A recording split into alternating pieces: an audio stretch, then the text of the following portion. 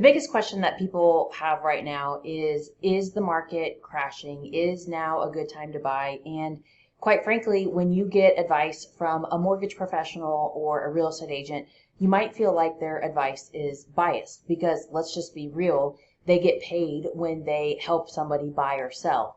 And so I recorded this August market update for you guys, and I am taking my mortgage professional hat off. I'm looking at this like if me, myself, or a family member or any clients, those of you who know me know that I treat your money like it's my own.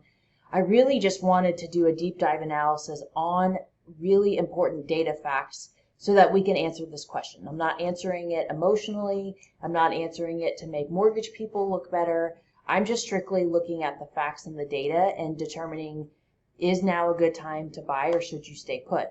So we're going to go over a bunch of things.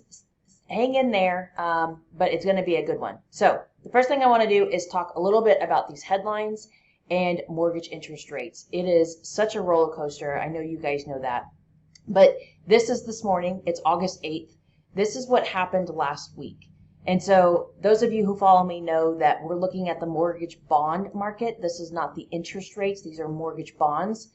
What it means is when the price of bonds are high, interest rates are low.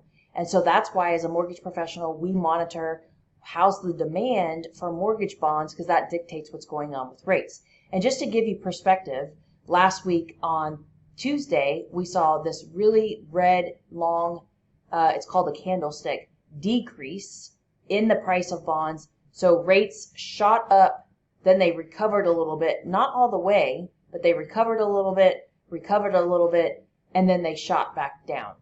And what you saw on the headlines, and this is what I'm bringing attention to, is, oh, rates recovered because they're marketing this here. Rates have recovered, rates went down, and people were like, hey, Denise, I saw on the news that rates went down.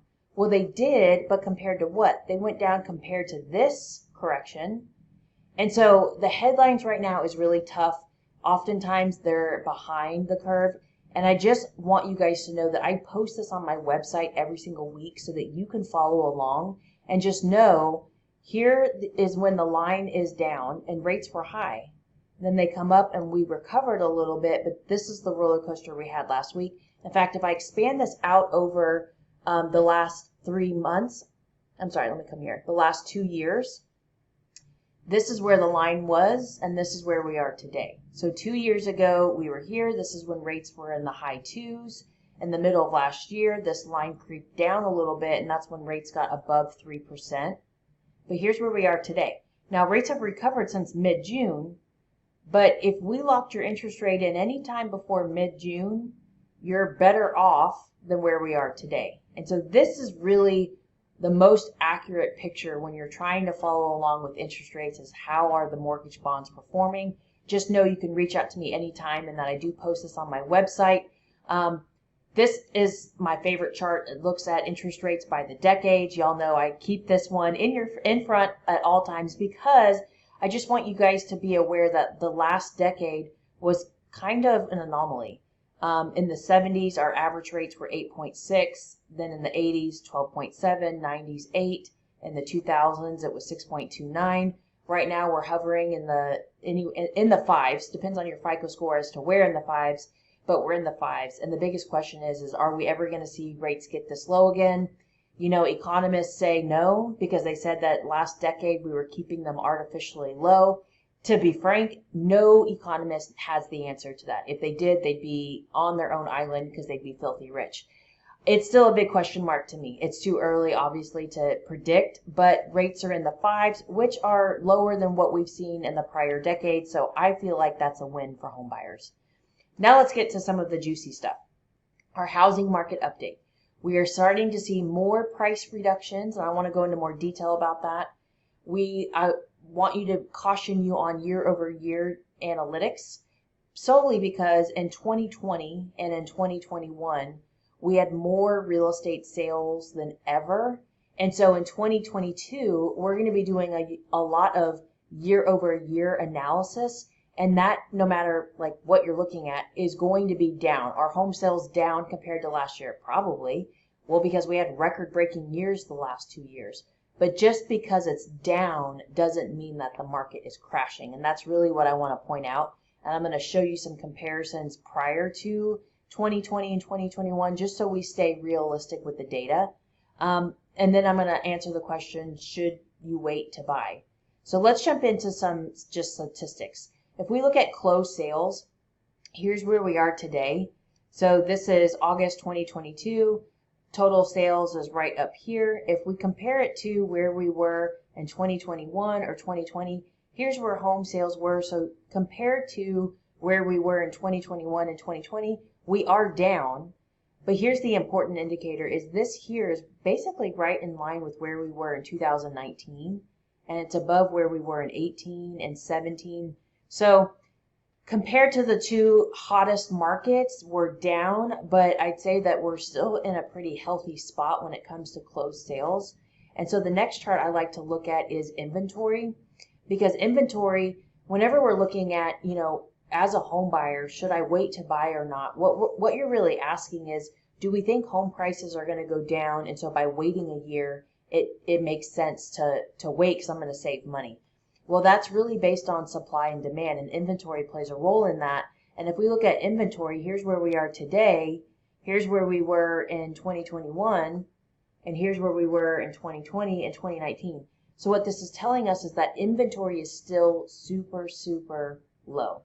And when we're comparing it to demand being at an all-time high, part of the reason why demand is at an all-time high is, number one, just based on the number of births, the number of millennials and Gen Ys. There's a lot more Gen Ys entering the housing market. At the same time, baby boomers are living longer. And builders built less homes over the last few years, especially after the housing crash. And more people, rather than selling their first homes, they're deciding to keep them and actually rent them out, which creates less inventory for these first-time home buyers to buy because those homes have become rentals, which I love that strategy, by the way. But when I'm looking at inventory and I'm looking at demand, I'm trying to gauge, okay, over the next few years, are we going to see an increase in inventory that would allow actual home prices to go down significant enough that it makes sense to wait? And considering, at least in the DFW area, we have about let me find the statistic, every 3.2 minutes, we have someone moving to DFW from the East Coast, West Coast, whether it's people from California that want to move to a state that has no state income tax, or a lot of, now Texas houses the most Fortune 500 companies because Texas, especially DFW, is central to the U.S. So if you're an executive and you have to travel to the East Coast or the West Coast, you're right smack dab in the middle. And so think about that. Every 3.2 minutes, somebody is moving to Dallas. That creates high demand. Not to mention the people who already live in Dallas who still have housing needs that have to buy and sell, whether because there's a death or divorce or there's births and you need a bigger home. My next door neighbor actually just had twins, and so now they've got 3 kids, and they're just completely outgrown their house, and so they need more square footage. And so if you think about that, demand is still so strong in DFW that I just don't, with these numbers and these facts, I don't see us having a massive surplus in inventory that's going to be able to slow down these prices. Now I did find, let me show you guys this, I did find a pretty cool little graph. And this graph looks at essentially what home prices are going to be doing, and they look at, it's from CoreLogic, they're looking at debt to income ratios, affordability, mortgage rates, things like that. And what this shows us is the odds of the regional home prices dropping over the next coming year. And so if we're looking at this DFW area, it's very, very low.